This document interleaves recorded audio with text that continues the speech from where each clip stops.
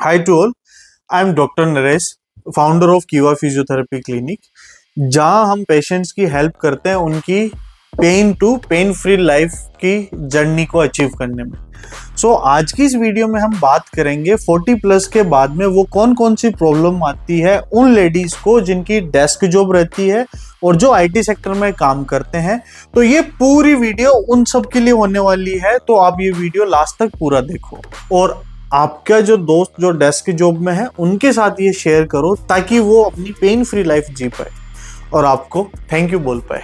मेरा जो आपसे क्वेश्चन है वो थोड़ा सा ये है ना, क्योंकि I am also nearing my 40s now and even though I take care of myself, ये सारी चीज़ें, बट ये जो बैक पेन होता है, नी पेन होता है, कभी कभी काव्स में पेन हो जाता है एंड एकदम से उठने के टाइम पे एक पेन फील होता है, या फिर बेंड करते हो कुछ लेते हो तो थोड़ा सा कमर में लचक सी फील होती है, उसको प्रिवेंट किया जा सकता है क्या? पहले ऐसा कुछ है? हाँ, बिल्कुल, पहला। उसको प्रिवेंट किया जा दूसरा, सकता हो तो उसको हम क्या एक्सरसाइजेस करें, थोड़ा कैसे करें, थोड़ा आप उसके बारे में मुझे बता सकते हैं? है। श्योर।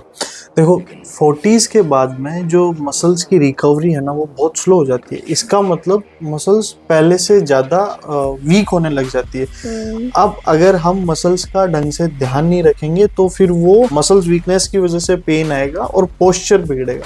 अब ये चीज़ तो होगी 40s के बाद में। थोड़ा सा सिनेरियो चेंज हो जाता है उन लोगों के लिए जो डेस्क जॉब करते हैं या आईटी में रहते हैं, जैसे आप हो या आपके जैसे आजकल मोस्ट ऑफ लोग वही आईटी और डेस्क जॉब में।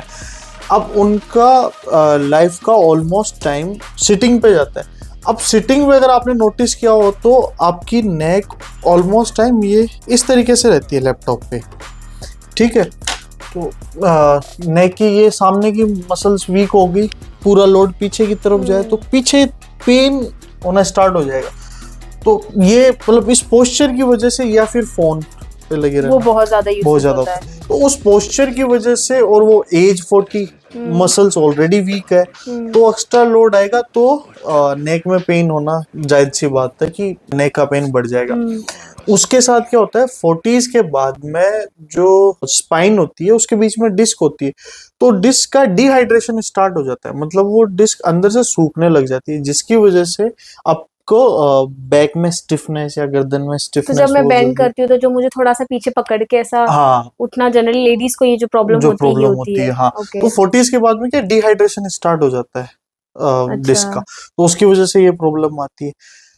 फिर ये शोल्डर्स, मतलब हम आगे की तरफ रहते हैं तो ग्लूट्स आपके वीक हो रहे होते हैं क्योंकि सारा प्रेशर आप जब बैठते हो तो ग्लूट्स पे होती है, तो ग्लूट्स को ब्रीथिंग का टाइम नहीं मिल पाता और चिपक जाते हैं, है ना। तो उसकी वजह से आपके बैक में पेन होता है, क्योंकि जब भी हम कोई भी मूवमेंट ऐसी करते हैं जहाँ उठते हैं, चलना है, दौड़ना है, तो ग्लूट्स हमें सपोर्ट कर रहे होते हैं। अगर वो वीक हो गए तो वो सारा जाएगा इम्पैक्ट आपके बैक पे, ओके। ठीक है। और अगर आपके ग्लूट्स वीक है तो नी में भी पेन आता है, मतलब सीढ़ियां चढ़ते टाइम। सो आप कहना चाह रहे हैं everything is connected? Connected, everything is connected. Okay. उसके अलावा 40s के बाद में आपका कोर बहुत वीक होता है जिसकी वजह से बैलेंस बनाना या स्ट्रेंथ कम लगना, वो सारी प्रॉब्लम आती है। तो ये चीजें कुछ तो आपका एज से लिमिटेशन होगी और कुछ आपके साथ प्रॉब्लम हो गई कि फिजिकल एक्टिविटी बहुत कम है, तो उसकी वजह से ये प्रॉब्लम स्टार्ट होती है। फिर दूसरी चीज डाइट। ओके। 40s के बाद में या इन जनरली आपको प्रोटीन इंटेक बहुत कम रहता है, तो उसकी वजह से मसल्स और वीक होती है, फिर उनको रिपेयर होने का टाइम नहीं मिलता। तो ये कुछ कुछ चीजें हैं। तो आज हम न्यूट्रिशन और डाइट की तरफ तो नहीं जाएंगे, आज हम एक्सरसाइज पे कि एक्सरसाइज के थ्रू हम कैसे अपने डे टू डे लाइफ को और इम्प्रूव की जा सकती है। आज मैं आपको बताऊंगा कि आप ऑफिस में बैठे बैठे आपका जो बैक पेन और नेक पेन है, जो अगर ग्रेड 1 ग्रेड 2 स्टेज पे अगर अभी भी स्टार्ट हुआ है या 2-4 महीने से डिस्कम्फर्ट है, तो उसको आप कैसे प्रिवेंट कर सकते हो, आज इस वीडियो में हम वो जानेंगे।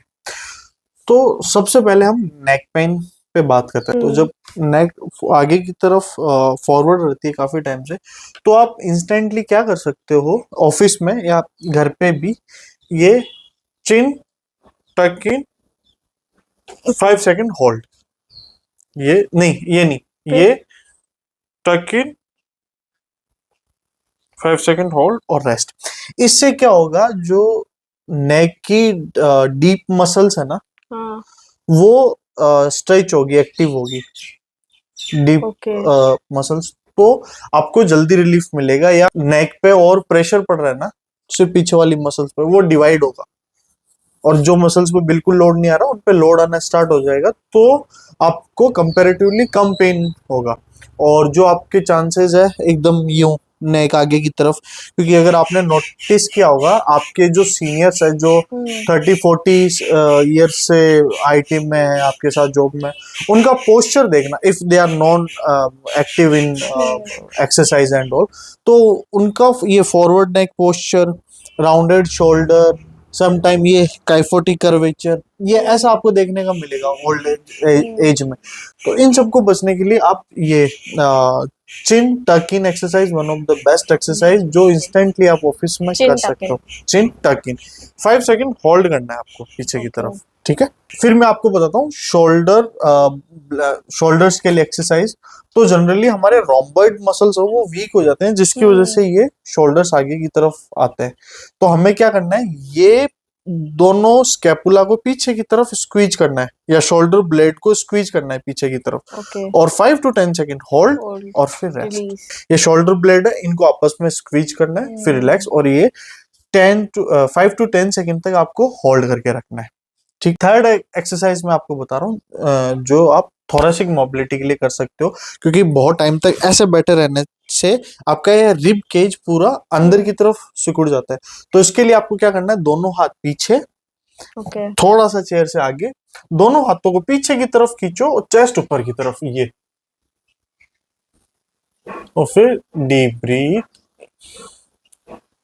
ब्रीथ आउट, वापस, ठीक है। तो ये आपके थोरेसिक की मोबिलिटी को बढ़ाएगा। फिर नेक्स्ट एक्सरसाइज है ग्लूट्स के लिए। तो ग्लूट्स के लिए आप ग्लूट्स ब्रिज एक्सरसाइज कर सकते हो, जिसमें आपको ग्लूट्स को स्क्वीज करके ब्रीजिंग करनी है, कमर ऊपर की तरफ उठानी है, और 10 सेकंड या 20 सेकंड तक आपको होल्ड करके रखना है। उससे आपके जो ग्लूट्स है उनमें स्ट्रेंथ आएगी, जिससे आपको बैठे रहने की वजह से कमर में दर्द नहीं आएगा, एक तो। दूसरी चीज, ग्लूट्स की एक्सरसाइज नी पेन के लिए भी बहुत बढ़िया है, क्योंकि जब आप चलते हो और अगर ग्लूट्स वीक है तो जो नी पे प्रेशर आता है वो डिस्ट्रीब्यूट नहीं हो पाता है और ग्लूट्स पे लोड नहीं आ पाता, क्योंकि जब हम चलते हैं तो ग्लूट्स से हमें पूरे पैर को भी सपोर्ट मिलता है। इसलिए ग्लूट्स का स्ट्रॉन्ग होना भी जरूरी है, और वो आपको नी पेन में भी हेल्प करता है।